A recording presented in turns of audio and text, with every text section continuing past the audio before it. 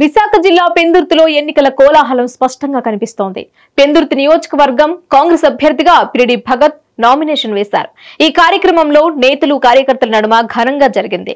వందలాది మంది కార్యకర్తలు ఈ నామినేషన్ కార్యక్రమంలో పాల్గొన్నారు. పెందుర్తి నియోజకవర్గం కాంగ్రెస్ అభ్యర్థి పిరిడి భగత్ ఈ రోజు ఉదయం తన పార్టీ కార్యాలయం నుంచి భారీ ర్యాలీగా తరలి వెళ్లారు. ఎన్నికల అధికారి శేష శైలీజ తన నామినేషన్ పత్రాలు దాఖలు చేశారు. తనపై నమ్మకం పెట్టుకుని రెండవసారి కూడా టికెట్ ఇచ్చినందుకు ఏఐసిసి అధ్యక్షురాలు మల్లికార్జున ఖర్గేకి, మా భావి భారత ప్రధాని రాహుల్ గాంధీకి, రాష్ట్ర పిసిసి అధ్యక్షురాలు షర్మిలకి మరియు కాంగ్రెస్ పార్టీకి పిరిడి భగత్ ధన్యవాదాలు తెలిపారు. నమస్కారం. నాకు ఈవేళ అనకాపల్లి పార్లమెంట్ నుంచి పోటీ చేయనందుకు అవకాశం ఇచ్చినటువంటి ఏఐసిసి నాయకులు రాహుల్ గాంధీ గారికి, అలాగే ఏఐసిసి అధ్యక్షులు మల్లికార్జున ఖార్గే గారికి, మా పిసిసి అధ్యక్షురాలు షర్మిలారెడ్డి గారికి, అలాగే ఇక్కడ అనకాపల్లి జిల్లా అధ్యక్షులు బొడ్డి శ్రీనివాస్ గారికి, విశాఖపట్నం జిల్లా అధ్యక్షులు గొంపా గోవిందరాజు గారికి అందరికీ నా ధన్యవాదాలు తెలుపుకుంటూ, ఈరోజు దేశంలోని చూస్తే విచిత్ర పాలన మనం చూస్తున్నాం.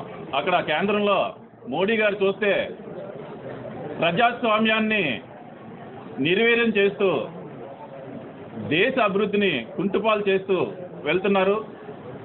దేశ సంపదను అంతని కొల్లగొడుతూ పోతున్నారు.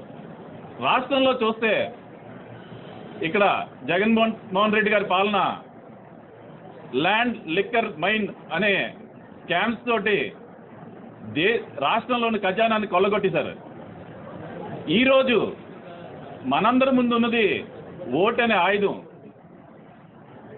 దీనికి ఈ ఓటుకి పూర్తి అర్హత ఉంది కాంగ్రెస్ పార్టీ అని మీ అందరూ తెలియజేస్తున్నాను. కాంగ్రెస్ పార్టీతోనే అటు మతాలకు కానీ, కులాలకు కానీ, ఇటు ప్రాంతాలకు కానీ, భాష కానీ అన్నీ ఒక తాటి మీద తీసుకొచ్చి పాలన చేయబట్టేది ఏదైనా ఉందంటే అది కాంగ్రెస్ పార్టీయే. దేశాన్ని ఒక అభివృద్ధి పాలనలో తీసుకెళ్లి దేశాన్ని అగ్రగామిగా చూపెట్టగలిగే ఉట్టు కాంగ్రెస్ పార్టీకే ఉందని మీ అందరికీ తెలియజేస్తున్నాం. ఈరోజు నామినేషన్కి పెద్ద ర్యాలీగా వెళ్ళి పిరిడి భగత్ గారు విద్యావంతుడు, యువకుడు, పెందుర్తి ప్రజలకు ఎప్పుడు అందుబాటులో ఉండి సేవ చేసుకున్నందుకు ముందుకు వచ్చాడు. మీ అందరూ ఆదరించి భగత్ గారిని విజయపథంలో తీసుకెళ్లి మీ అందరూ ఓటు వేయాలని విజ్ఞప్తి చేస్తూ, పార్లమెంట్కి వచ్చినప్పటికీ అనకాపల్లి పార్లమెంటు ఇక్కడున్న స్థానిక సమస్యలు తెలిసిన వ్యక్తిగా అటు జిల్లాలోనే చక్కెర కర్మారాలు కానీ, అటు ఎస్ఈజెడ్ కానీ, ఇటు ప్రతి టౌన్లో కావాల్సినటువంటి గవర్నమెంట్ డిగ్రీ కాలేజ్ కానీ ఈ సమస్యల మీద మేము ఎప్పుడు పోరాడుతున్నాం. అలాగే స్టీల్ ప్లాంట్ మీద మేము పోరాడుతున్నాం. స్టీల్ ప్లాంట్ ప్రైవేటీకరణ అవ్వకుండా ఆపేది ఒకటి కాంగ్రెస్ పార్టీ అని మీకు తెలియజేస్తూ, స్థానిక సమస్యల మీద పోరాడి ఆ సమస్యలు తీర్చేది కాంగ్రెస్ పార్టీ అని మీకు తెలియజేసుకుంటూ, పెందుర్తి నియోజకవర్గం చూస్తే ఈ కూటమి చూస్తే ఇద్దరు రమేష్లు. ఒక రమేష్ ఏమో మాజీ ఇక్కడ ఎమ్మెల్యే చేశారు పిఆర్పి టైంలో. ఆయన ఎమ్మెల్యే మీడియా పత్రికా విలేకరులందరికీ కూడా సుమాంజలి తెలియజేసుకుంటూ, ఇవాళ నాకు ఏఐసిసి మల్లికార్జున ఖార్గే గారు అధ్యక్షులు కాంగ్రెస్ పార్టీ, అలానే మా భావి ప్రధాని అయినటువంటి రాహుల్ గాంధీ గారు మరియు మా రాష్ట్ర పిసిసి అధ్యక్షురాలైనటువంటి షర్మిలా మేడం గారు ఎంతో నమ్మకం పెట్టుకొని ఇవాళ నాకు రెండోసారి ఎమ్మెల్యేగా కంటెస్ట్ చేయడానికి అవకాశం ఇచ్చినందుకు ప్రత్యేకమైన ధన్యవాదాలు తెలియజేసుకుంటూ, ఇవాళ ముందుగా పెందుర్తి నియోజకవర్గానికి వస్తే గత 2009 నుంచి 2024 వరకు ఎవరైతే పరిపాలించారో వాళ్ళే మళ్ళీ టికెట్ల కోసం వస్తున్నారు. 2009 నుంచి 2024 వరకు కూడా ఏమాత్రం డెవలప్మెంట్ లేదు. ఆ పెందుర్తి నియోజకవర్గంలో చూస్తే ఏ మూలన కూడా ఒక అభివృద్ధి కానీ, రోడ్లు కానీ, శానిటేషన్ కానీ, అండర్ గ్రౌండ్ డ్రైనేజ్ సిస్టమ్ కానీ ఏది కూడా అభివృద్ధి చెందలేదు. 2009 నుంచి 2014 వరకు ఇదే పంచకల్ల రమేష్ బాబు గారు ఆ రోజు ఎమ్మెల్యేగా ఉన్నారు. అక్కడి నుంచి పారాషూట్ వేసుకొని యలమంచి వెళ్ళడం జరిగింది. మళ్ళీ ఇవాళ ఆ యలమంచిల నుంచి మళ్ళీ పారాషూట్ వేసుకొని ఇక్కడ ఓట్లు ఆడడానికి వస్తున్నారు. ఏ మాత్రం 2009 నుంచి 14 వరకు ఏ మాత్రం నియోజకవర్గాన్ని అభివృద్ధి చేయకుండా అది అలా చేసి పక్కన పెట్టారు. ఇంకా 2014 నుంచి 2019 వరకు చూస్తే మన టీడీపీ గవర్నమెంట్ ఉంది. అందులో మీ అందరికీ తెలుసు, కమిషన్ ఇవ్వకపోతే ఒక పని కూడా జరిగే పరిస్థితిలో ఉండేది కాదు. 2014 నుంచి 2019 వరకు ఆయన పేరు కూడా కమిషన్ నాయుడు కింద మారిపోయి ఇవాళ జనాల్లోని 2019లో ఓడిపోయిన కారణం అదే, కమిషన్ నాయుడు. ఇవాళ 2019 నుంచి 24 వరకు ఏదైతే ఇప్పుడు సిట్టింగ్ ఎమ్మెల్యే గారు ఉన్నారో ఆయన ఏ మాత్రం అభివృద్ధి చేయకుండా భూములు, చెరువులు, ల్యాండ్లు అన్నీ కూడా కబ్జా చేసుకుంటూ కబ్జా రాజుగా అందరికీ సుపరిచితులు అయ్యారు. వీళ్ళందరూ కూడా ఇప్పుడు ఏ ముఖం పెట్టుకొని జనాల్లోకి వెళ్ళి ఓట్లు అడుగుతారో మాకైతే అర్థం కావట్లేదు. ఇప్పుడు మాకు టికెట్లు అనౌన్స్ చేసి దాదాపు 15 రోజులు అవుతుంది. మేము ఇంటర్నల్గా వర్క్ చేస్తే ప్రతి గడపకి వెళ్తే ఇవాళ కాంగ్రెస్ పార్టీ గురించి అయ్యో మేము కాంగ్రెస్ పార్టీని వదులుకున్నామా, అయ్యో మీరు మళ్ళీ వస్తేనే మా జీవితాలు బాగుపడతాయనే ఉద్దేశంతో ప్రతి ప్రజల యొక్క మైండ్లో కూడా బాగా ఫీడ్ అయింది. ఇవాళ మాకు చాలా పాజిటివ్ రెస్పాన్స్ ఉంది. ఇవాళ పెందుర్తి నియోజకవర్గానికి వచ్చేసరికి ముఖ్యంగా 2 సమస్యలు, ఒకటి తాడి సమస్య, ఒకటి పంచగ్రామాల సమస్య. ఆ పంచగ్రామాల సమస్య వస్తే 2014లో నేను గెలవగానే 100 రోజుల్లో నేను ఆ సమస్యని ఎలాగైనా పరిష్కారం చేస్తానని ఆ రోజు టీడీపీ గవర్నమెంట్ వాళ్ళు చెప్పడం జరిగింది. 2019 ఎలక్షన్లు అయిపోయి ఆయన ఓడిపోయారు, అది కూడా దిక్కానం లేదు. నెక్స్ట్ 2019 నుంచి 24 వరకు ఆమర నిరాహార దీక్ష చేసి ఇదే కబ్జా రాజు ఆమర నిరాహార దీక్ష చేసి పంచగ్రామాల సమస్యను నేను పరిష్కరిస్తానని చెప్పారు. ఇవాళ దాకా దాని గురించి అసలు క్వశ్చనే లేదు. మీరు ఏ విధంగా జనాల్లోకి వెళ్తున్నారు, ఒక్క సమస్య కూడా మీరు పరిష్కరించలేదు పెందుర్తి నియోజకవర్గం వరకు.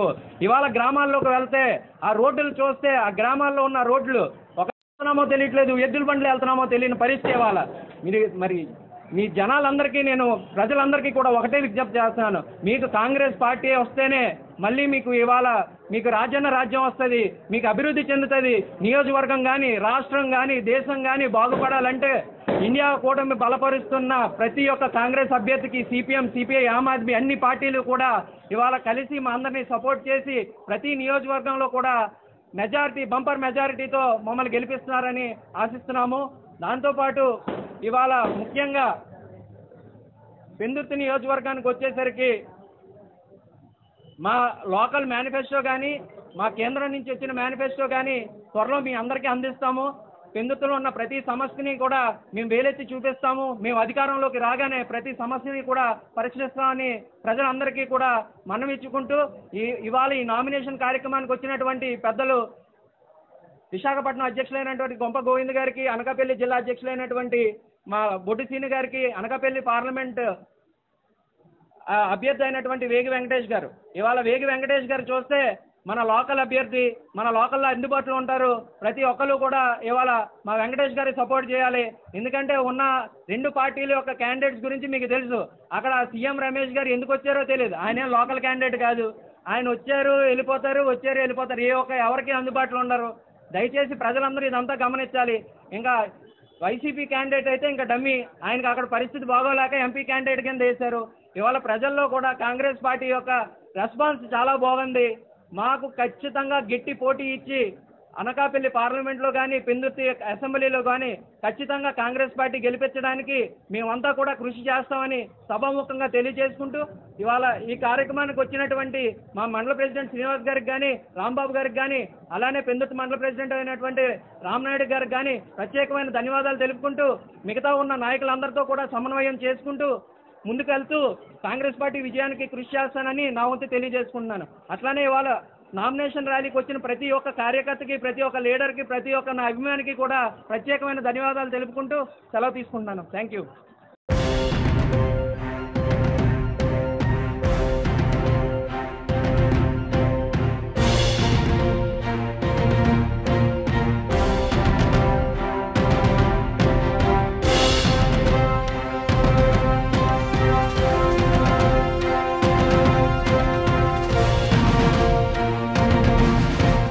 Hit TV presents like, share, comment.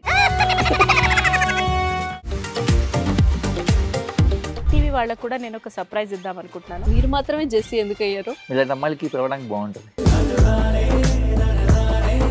Chandu సాయికి like you and have a జనాలకి ఒక పేరు నచ్చిందంటే దీని దీనికి ఒక ప్రాసెస్ ఉంటుంది. ఎందుకు బాక్స్ డైరెక్ట్కి వెళ్ళిపోదాం. ఏదైనా ఒకటి మర్చిపోయినావా నువ్వు? ఏం మర్చిపోయావు? ఏదో ఆ టైంకి మన సుడి బాగుంటే ఎవరన్నా చూపిస్తే రాయగలం కానీ డోర్ టు డోర్ సేల్స్ చేసేవాళ్ళు. శారీ వస్తుంది, శారీలో వెనకాల కట్టుకుని